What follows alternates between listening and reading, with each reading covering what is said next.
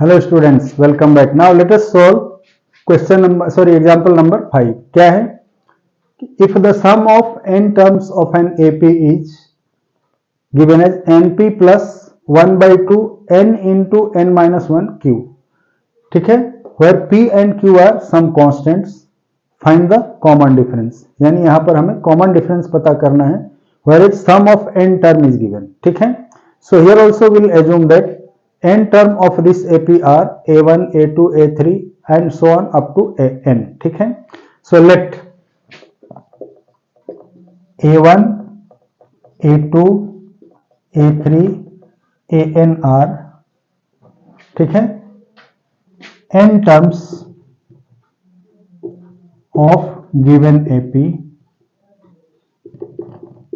then क्या हो जाएगा? इनका सम गिवन है, then Sn equal to np plus 1/2 n into n minus 1 q. ये हमें गिवन है.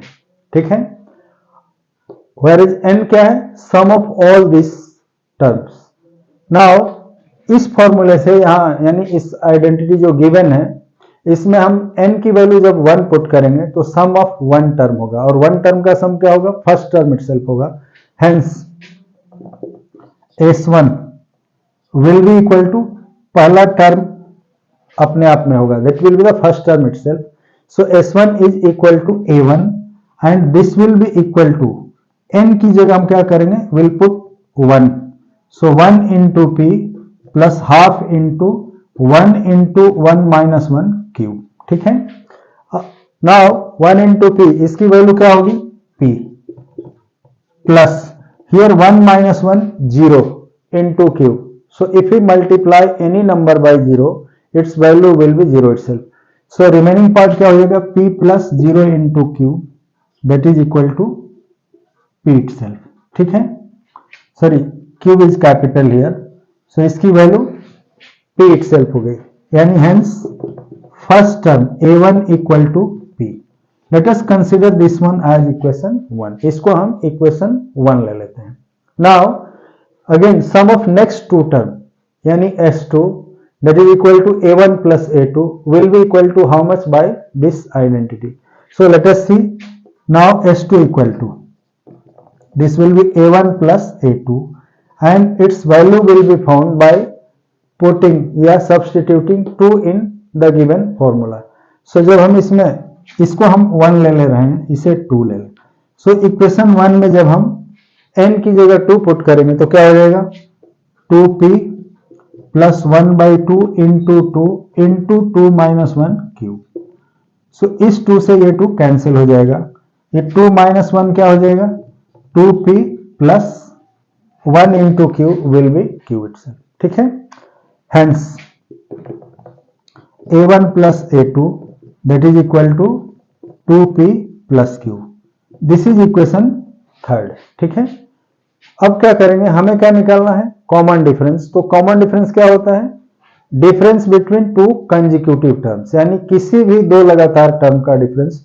सो यहाँ a2 minus a1 will be equal to d. But हमें a1 तो मालूम है, a2 की वैल्यू कहां से मिलेगी? From this.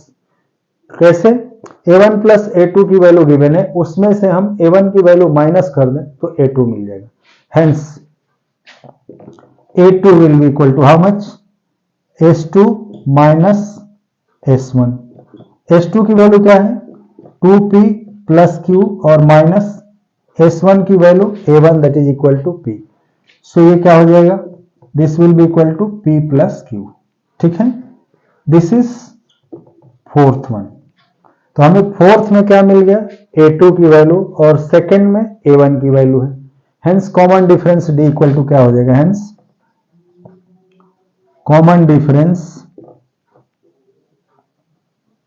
d equal to क्या होगा? a2 minus a1 that is p plus q minus p equal to p and p cancel हो जाएगा तो q बच जाएगा. हेंस क्या मिला? The common difference of this AP is equal to q. Hence common difference of this AP is q. ठीक है, so note करो, मिलते हैं अगले वीडियो में अगले क्वेश्चन के साथ। Okay bye.